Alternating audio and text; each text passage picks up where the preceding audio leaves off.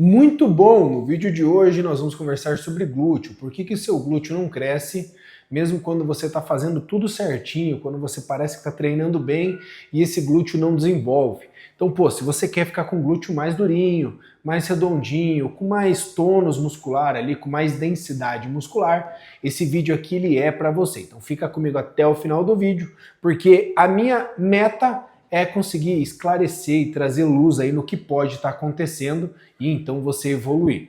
Ponto principal aqui é que você precisa, primeiro de tudo, entender sobre a sua genética, tá? Porque glúteo, desenvolvimento muscular, ele tem uma característica, predominantemente falando, genética.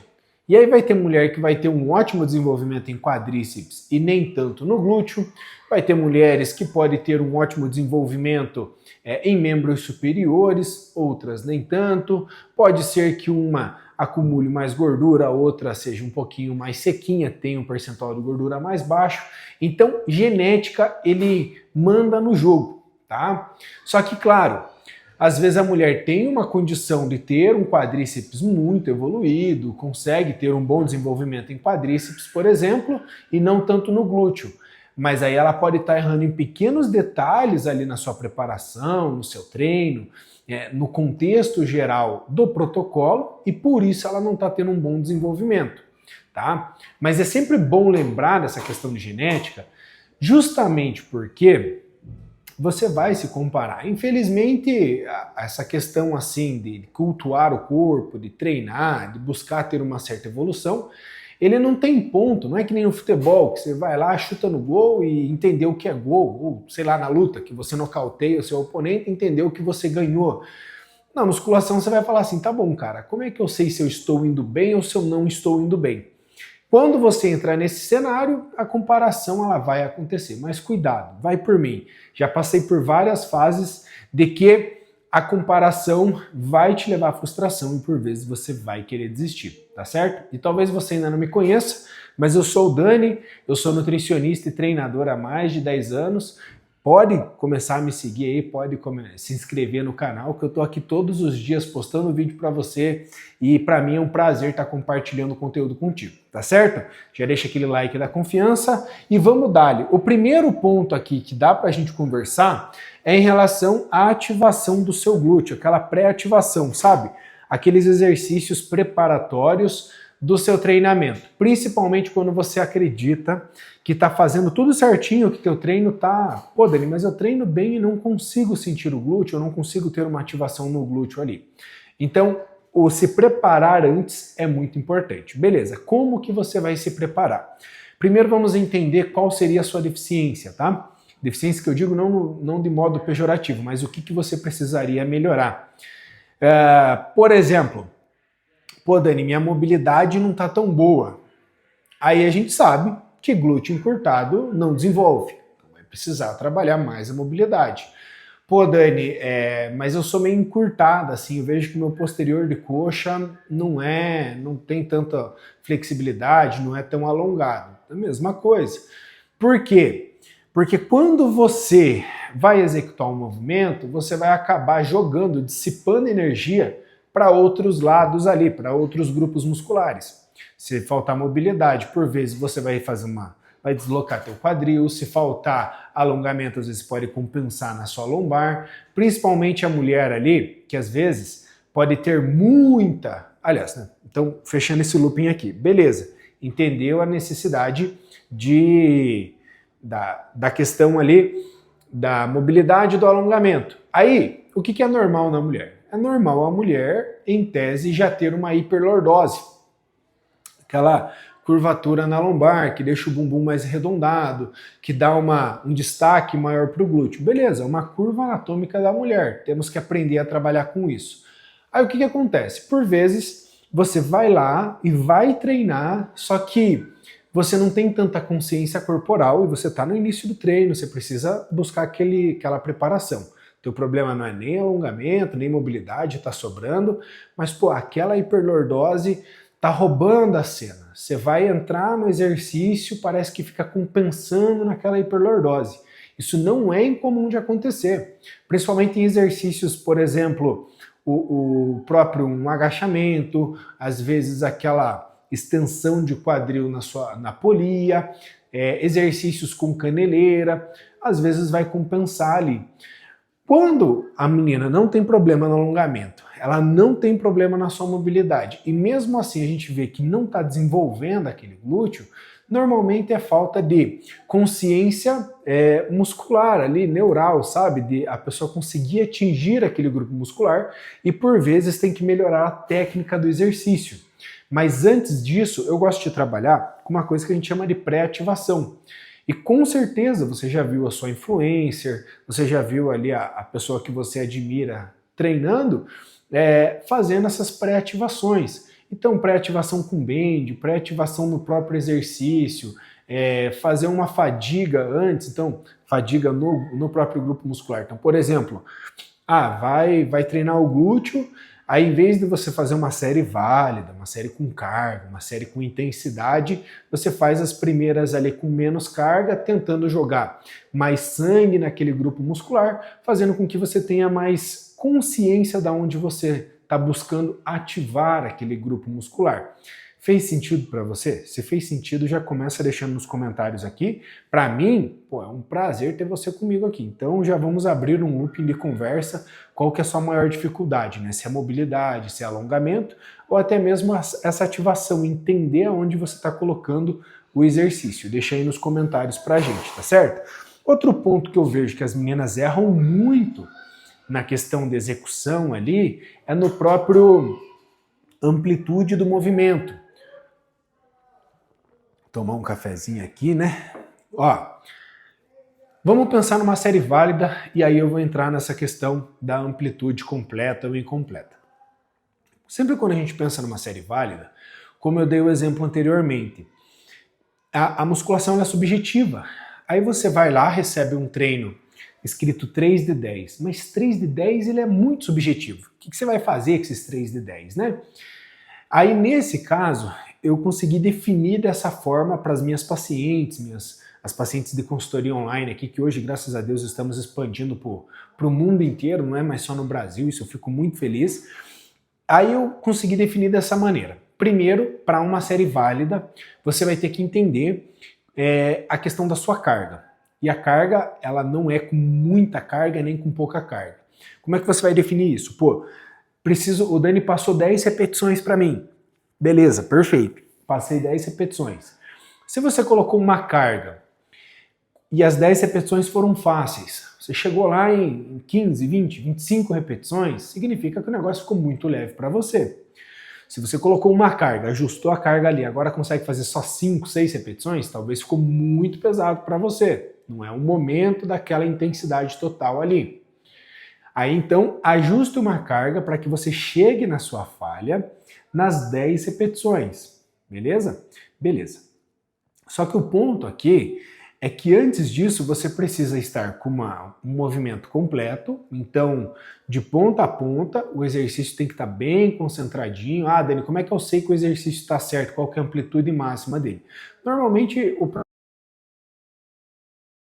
amplitude completa. Contudo, tem momentos que você pode desligar o grupo muscular. Então, por exemplo, você está numa elevação de quadril. Quando você desce demais, às vezes você acaba, entre aspas, desativando por completo o glúteo e acaba compensando no posterior, na lombar, no quadríceps, dependendo da posição do seu pé. Entende? Você acaba compensando em outros grupos musculares. Então, enquanto houver ativação muscular, é a amplitude completa, tanto na excêntrica quanto na concêntrica. Depois disso, tem o ponto da cadência do movimento, que seria a velocidade desse movimento. E assim, em tese, tem técnicas de intensidade que você controla mais a excêntrica, tem técnicas de intensidade que você explode a concêntrica, mas em média você tem que ter um controle do movimento sem ter aquela explosão a ponto de perder a conexão com o grupo muscular. Beleza, então são 3 pontos: a velocidade do teu movimento, a questão da amplitude do seu movimento e também o número de repetições ali com a carga adequada para aquele número de repetições. Dentro dessa trilogia aqui, quando escapar qualquer coisa que não foi prescrita, Tá? Então, em tese, a 3 de 10 você tem que pensar pelo menos nisso, né? Então, velocidade do movimento, a carga do movimento e o número de repetições do movimento. Acertei esses 3, você fez uma série válida. Perfeito. Claro, aí, além disso, é você sempre buscar chegar próximo da sua falha, por isso, de ajustar essa quantidade de repetições e também a carga. Entendeu? Por que eu digo isso? Porque, por vezes, eu posso ir lá e falar assim, ó, então você vai fazer 10 repetições completas, super slow, e aí chegando nessas 10 repetições, agora você vai fazer mais 10 de repetições parciais, num movimento mais curto, né, de repetições parciais, com um pouquinho mais de explosão, um pouquinho mais rápido. É uma técnica de intensidade, é uma técnica que você vai fazer ali um aumento da quantidade de repetições, do estresse metabólico ali, entende? Mas aí eu sempre gosto de, quando eu vou prescrever o treino da paciente, sempre colocar nas observações o que eu espero, o que eu quero daquele exercício e em qual série eu quero que ela chegue no limite dela. Entende? Se você recebe um protocolo muito limpo, assim, tipo, 4 de 12, 3 de 10, 3 de 15, 4 de 15, ele fica muito vago. E normalmente, onde que a gente vê isso? Lá dentro da própria academia. Só que eu também não julgo muito a academia, porque hoje em dia, cada vez mais, os valores da academia da mensalidade tendem a abaixar devido à sua grande concorrência. Consequentemente, a academia vai lá, e eu sei porque eu já fui coordenador da academia, já tive estúdio de academia, eu sei como é que funciona a cabeça do gestor. Ele vai lá e ele vai contratar um estagiário, o estagiário vai montar o treino, e aí é um estagiário para 50 alunos ali, não tem como fazer um negócio de excelência. Por isso que se você quer que eu monte a sua dieta, que eu monte o seu treinamento, que te acompanhe semanalmente, num serviço 100% personalizado, não tem inteligência artificial, cara, não tem um robô que vai falar, é eu, por vezes é áudio, por vezes eu tenho que mandar vídeo, tenho que mostrar onde está evoluindo, onde tem que melhorar. Então a consultoria online ela funciona muito, principalmente para a gente que está à distância aí. Se você quiser saber mais, eu vou deixar o link aqui na descrição. Você entra lá, tira suas dúvidas com a Paty, que é minha assistente, que também é minha esposa, vai conversar com ela tudo certinho, fazendo sentido para você. Aí eu vou cuidar de ti, tá certo? O link está na descrição aqui. E seguindo essa cronologia aqui, um ponto muito importante, e esse eu entendo, cara, a dificuldade das meninas. Deixa eu tomar um cafezinho. Fé no café. Se você chegou até aqui, deixa aí nos comentários. Fé no café para eu saber que você chegou até aqui e está acompanhando o vídeo certinho. Um ponto que nós estávamos falando e dando sequência é também a questão de não chegar perto da falha muscular. Mas eu até não imagino a grande maioria das mulheres buscando aquele desafio da carga, de chegar no seu limite, sabe? Eu consigo compreender isso porque, de fato, não é o perfil de muita gente. Mas fato é que quanto mais você se aproximar da falha muscular, mais você tende a sinalizar para esse corpo para acontecer uma melhora, para ele vir a ter uma hipertrofia no caso. E aí, obviamente, que entra na questão dietética, que nós podemos conversar também. Que aí tem que ter um consumo balanço nitrogenado, um consumo de proteína elevado para ajudar ali na síntese proteica e tal, mas é muito importante que você se aproxime dessa falha. Quantas repetições perto da falha? A gente busca ali uma média de 5 repetições próximo da falha, mas quanto mais você chegar próximo da falha, tende a ser melhor. Vale um destaque, que nós vamos falar posteriormente, da curva de supercompensação, mas quanto mais próximo você chegar dessa falha, melhor, e nós podemos definir aqui 2 tipos de falha. Tem aquela falha total, né, aquela que você realmente chegou na falha total mesmo, não consigo, parou na metade do movimento porque realmente não iria mais, nessa questão de uma falha concêntrica, por exemplo. E aí nós temos uma falha mais técnica, que eu consegui definir assim com as minhas meninas também. O que seria essa falha mais técnica? Pô, Dani, eu tava fazendo um leg press, vamos falar de glúteo, né? Eu tava fazendo uma elevação de quadril, e aí, foi 1, foi 2, foi 3, chegou ali próximo, foi 7 repetições, 8 repetições, Fiz a 9 com bastante falha, se fizesse a 10 eu não ia conseguir. Então foi uma falha técnica. Você optou em não chegar na última repetição o mais próximo possível da falha para não ter uma lesão, para não se machucar. Normalmente isso daí acontece em exercícios como agachamento. Mulher não tem um apoio ali, não tem uma segurança, tem medo de travar lá embaixo. E aí, para não se machucar, eu prefiro que busque a falha técnica, tá certo? Mas quanto mais próximo da falha, melhor. Ah, Dani, mas eu gosto de ir para academia para relaxar, tirar uma pira, tá numa vibe, tá legal e tal. E aí? Como é que eu faço? Não tem problema, o importante é você manter a sua frequência, tá? Ah, vai ter mais evolução do que uma pessoa que treina pesado, que busca essa intensidade? Cara, vai depender da genética de um para um. No fisiculturismo, que é um esporte que eu atuei por muitos anos e tal, tanto como atleta como coach, a gente via isso, que por vezes tava aquele cara que se dedicava, aquela mulher que se dedicava, e aí de repente chegava outro paciente ali e tinha uma evolução muito maior em menos tempo, mas era por característica genética. Quer ver? Só fazendo um adendo rápido aqui, eu lembro uma vez que eu preparava um rapaz, e pô, ele já estava uns 2, 3 anos ali em preparação comigo, gente boaça, só que, cara, a evolução do cara não vinha. A evolução de forma exponencial, a evolução de palco, né? Não só a questão do crescer, do secar, mas a evolução do palco a gente não conseguia trazer tanto desenvolvimento. E aí, certa vez eu tinha um time e tal, preparando o pessoal, aí chegou um outro cara, que o cara secava demais, só que ele secava a ponto de definhar, sabe? De tipo ficar muito pequeno. E aí eu ia controlando ali a dieta dos dois. Aí enquanto um tava muito apertado, mesmo esse, pô, anos ali na pegada, pô, a dietinha apertada e segurando para tentar buscar aquele condicionamento e tal, já o outro teve momentos da preparação que eu tinha que colocar sorvete, tinha momentos da preparação que eu tinha que colocar pizza, hambúrguer para tentar trazer aquele físico um pouco mais cheio, porque ele definhava, ele chegava a ficar muito esquisito, muito pequeno e tal, então tinha que controlar. Ver a característica, aquilo que nós estávamos falando no início, da genética, cara, isso aqui ele é muito importante, ele é muito importante mesmo. Outra coisa que além disso é muito importante, e é bom você saber, é a questão da própria biomecânica, tá?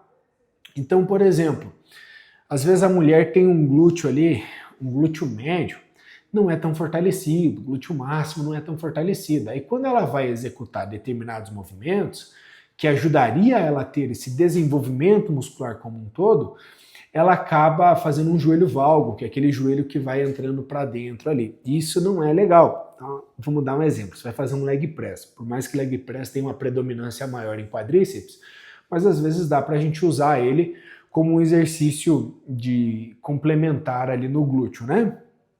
E aí você vai fazer o exercício e você vê que a mulher vai, em vez dela fazer um movimento reto, ela acaba fechando, né?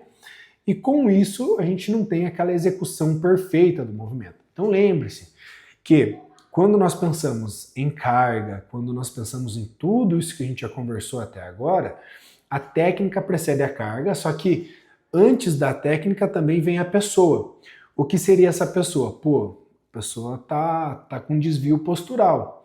Uma coisa que acontece com muita frequência, não é só o glúteo médio tá fraco, beleza? O glúteo médio, o glúteo máximo ali, que a pessoa vai fazer o exercício, o glúteo não sustenta o movimento e a perna acaba fechando. O que tem muito é a sola do pé, o arco plantar ali, ele ser mais espalmadinho. Aí, quando acontece isso daqui, a pessoa já fica com a perna mais fechadinha. Com a mulher também, o joelho valgo já tende a ser mais anatômico, mais natural, porque o quadril da mulher é um pouco mais largo, aí o joelho está mais no centro, e aí só de fazer esse X, que seria a silhueta da mulher, automaticamente já predomina-se o joelho valgo. Então cuidar bastante disso, porque eu vejo que é um erro muito comum e limita as meninas de ter um bom desenvolvimento muscular, principalmente no glúteo. Se a mulher é alta, então, misericórdia, aí dá trabalho.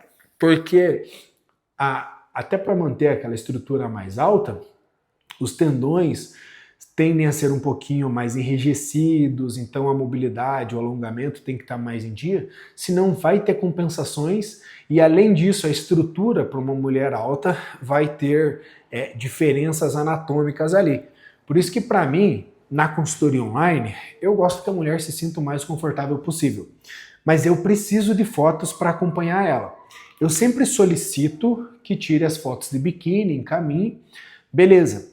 Mas às vezes a mulher não se sente confortável, tira de shorts, top, eu deixo opcional para os dois. Mas para mim é melhor de biquíni, porque eu consigo ter uma avaliação postural, e aí você consegue, a menina lá tá descalço, né, pés paralelos ali, consegue ter uma avaliação dos pés à cabeça, aí você consegue ver possíveis deformidades ali, anatômicas, desvios posturais, e já compensar isso no treinamento também.